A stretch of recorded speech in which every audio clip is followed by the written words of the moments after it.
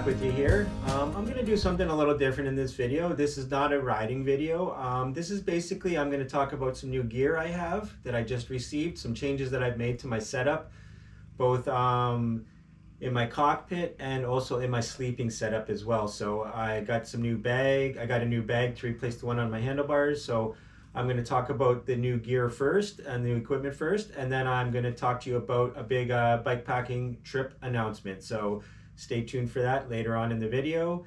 I'm heading out this Saturday morning. So in 2 days, I'll be heading out for a fairly long trip, somewhere very exciting that I've been really looking forward to for quite some time now. So we'll get back to that in a minute. So, all right, guys. So if any of you have been following my video, you're probably familiar with the way my cockpit looks, my handlebar setup.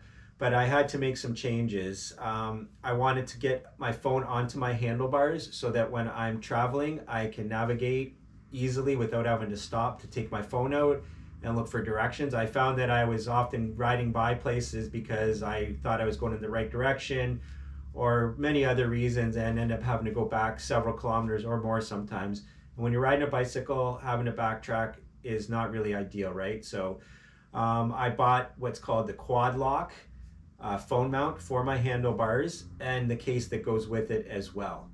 A little expensive compared to some of the cheaper stuff you can buy off Amazon. I think it was $80 for the case and the bike mount. So not too bad really when you think about it. A really good phone case can cost a lot of money too. So and it's a very durable case, as you can see. I'll show it to you right here actually. So yeah, this is the phone case right here. And it just locks right into the handlebars. As you see on the bike, I've taken some video of it on the bike so I could show you the cockpit setup. Like I said, the main reason for this is just for navigation so that my phone is readily in front of me and I can navigate easily. I also have on my handlebars now remote control for the light on the front of my bike. I don't use it a lot, but I had this remote control sitting around. I usually keep the light on the front of the bike in case I just need to be more visible, or I do end up riding towards dusk or into the night, right? So yeah, I could reach down and turn the light on, obviously, but I had the remote control. It mounts on a handlebar, so I figured why not use it. So okay, so the bag that was on the handlebar was this Joan loop bar bag. It is a good bag, but what I find is that the zippers, they just get in a really bad spot and it can be hard to open them. And I just think over time that it might cause the zipper to fail, although it is showing no signs of failure. The first Jones bag I had zipped up on the top, but the zipper totally failed on it after a full season, for full disclosure, but it did fail nonetheless. And it wasn't quite waterproof. This bag, I never had any issues with waterproof for it leaking or anything, but I did have people say that they had issues with the zipper leaking. So this is being replaced with the Ovea Negra top tube bag, and they call it the snack pack. You can see it. So you can see it on my bike right here, guys. This is the new bag right here, and this is replacing the Jones bag. So I have already had the Ovea Negra chuck bucket, love it, very durable, and this looks like an excellent product as well. I was hoping to keep my drone in it, but it's going to be a little too small, I think, for the drone, but I will be keeping my ID, my glasses, my wallet, and my phone when I'm not using it in here. So I really like the idea of it. This is kind of wasted space when you're riding, so to have this bag will be really good. I'm a little concerned about the chuck bucket part. This is where I keep my water bottle, by the way, hitting this bag, but we'll see. I don't, like, that's pretty far turning radius right there, so I don't think it's going to be an issue, right? Just let me park the bike here. Okay, I just parked the bike, and yeah, so my main reason for that, well, like I said, was this bag switch was mainly to get the phone on the handlebars. So mission accomplished with that. So anybody looking for a good phone mount for the handlebars, I highly recommend this quad lock. It is really good. No issues with it popping off. I can actually lift the whole bike up by the phone when it's on there, and it does not come off. So that's saying quite a bit. So anybody looking for a good bar mount for your phone. The quad lock is definitely one to get. I haven't seen it in any stores yet. I ordered mine offline, but I might be available in bike shops or outdoor stores. I'm not sure. You'd have to check into that. So that covers the cockpit. The next thing that I did change, and probably the biggest change that I'm trying to make, is to my sleep setup. I originally had this climate insulated static V sleeping pad. I had really high hopes for it at first. It looked really comfortable. It felt comfortable at first, but I'm a side sleeper, so I really had issues with the way that that has these V's on it, that are the way they're designed, that I would get these real pressure spots, hot spots on my hips when I was sleeping, and after 15-20 minutes I'd have to switch sides, and it was just really impossible. And I'm not a back sleeper, so that's obviously a huge problem for me. So the bag I switched to, guys, I decided to pull the plug and spend a few extra bucks, and I bought the Big Agnes insulated Q Core Deluxe. So it is a 3.25 inch thick sleeping pad. It's insulated, as I already said, so it's good for colder weather as well. But the main thing I got it for was hopefully for the comfort. A friend of mine, Scott, said that him and his wife Nadine love their Q Core by Big Agnes, so I decided to do it. So this is the actual sleeping pad, it rolled up. I'll show you some pictures of it. I did inflate it obviously to test it out, make sure that there was no leaks or anything like that.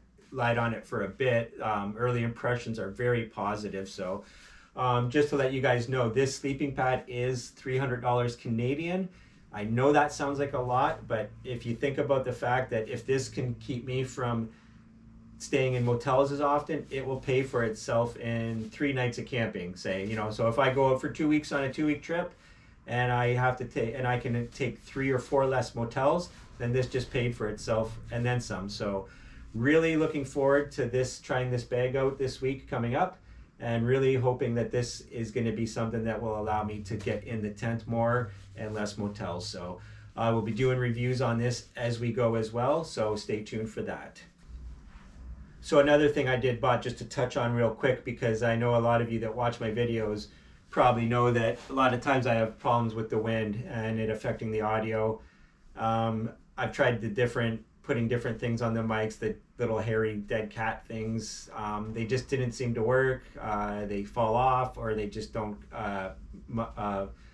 muffle the wind enough. So I bought these, they're called Wind Slayers. I bought one for the Hero 7 and one for the Hero 9.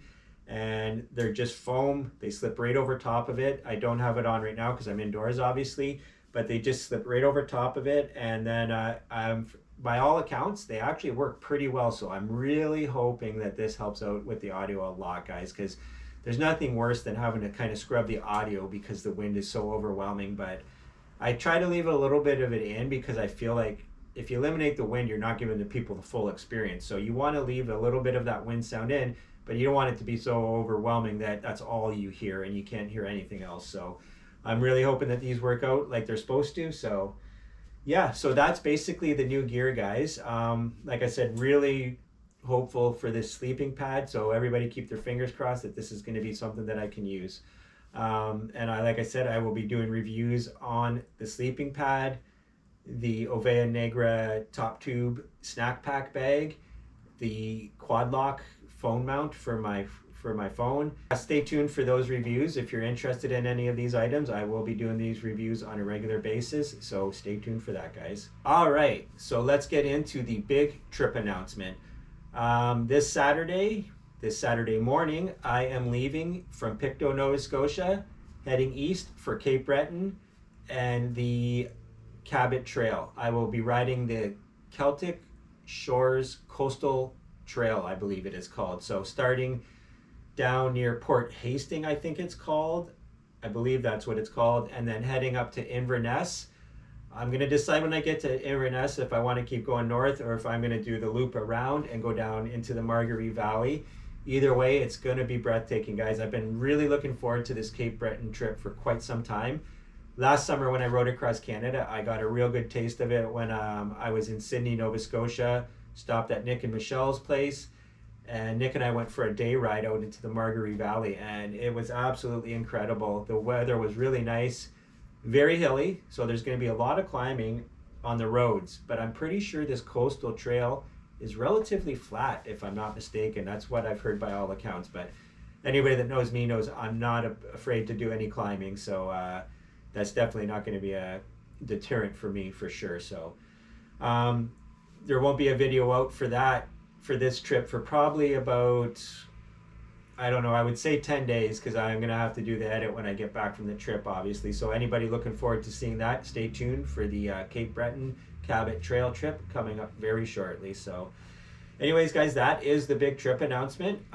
If you're not familiar with Cape Breton and the Cabot Trail, I would definitely recommend Googling it. It's an incredibly beautiful place. It's one of the most beautiful places I've ever seen in Canada, for sure, that whole area. So I'm really looking forward to it, guys. It's been a kind of a stressful couple weeks for a bunch of things going on around here that I'm not going to get into. No one wants to hear about all that day-to-day stuff. But yeah, a little stress going on. So this trip is definitely much needed. So really glad that I'm going to be able to do it this weekend. So anyways, guys, that's about all I had to say in this video. I really appreciate you guys watching. To my Patreons, Michael, Steven, Dave, and Roseanne, I love you guys, and I appreciate you guys being part of the Patreon team. It really means a lot to me. And all my subscribers, anybody that watches these videos, thank you very much. It means a lot to me. If you would like to check out my Patreon, there is always a link in the description below. It's a great way to help the channel out and to help me out. I'm definitely not rich. A lot of bad decisions in life got me to where I am now, but I'm not going to let that bring me down. I can only move forward and make things better. So if you'd like to help the channel out, there's a link to my Patreon below. There is also the super thanks, it's called. It's the heart underneath the video with the $sign in it, and it's a one-time deal. You can just donate to the channel, and it helps with the cost of all this equipment. The camera I'm using now, the sleeping pad, the phone mounts, the bags, right, all that stuff. So all the money that I get from my Patreon just goes back into my channel. It really helps a lot. So thank you to my Patreons, and thank you to you guys for watching. I really do appreciate it, and I'll see you in the next one.